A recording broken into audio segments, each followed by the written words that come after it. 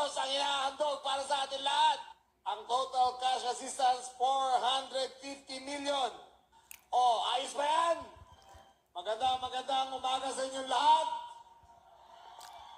Gusto ko marinig ang 10,000 palakpak na nandito ngayon.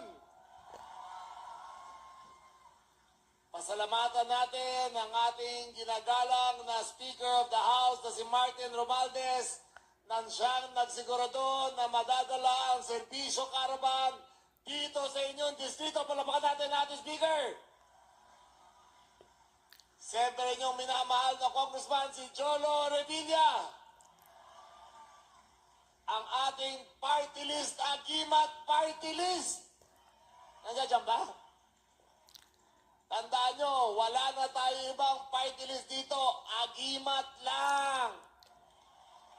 Sen, malaki bigay mo niyan, Sen.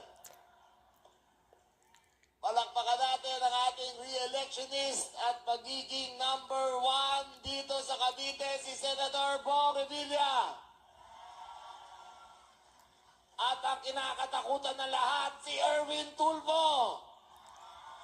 Dahan-dahan kayo, baka matulpo kayo. Ito ay napakalaking bagay para sa ating lalawigan. 120,000 mga taong makikinabang dito. Lahat ng ahensya, dinala dito, ang ating mga eskwelahan. Ang dadalhin sa araw na to, dito lang sa Cavite dahil sa Servisyo Kamara Caravan, 1 billion pesos ang inahandog para sa atin lahat. Wala pang lagay sa akin yun, ha?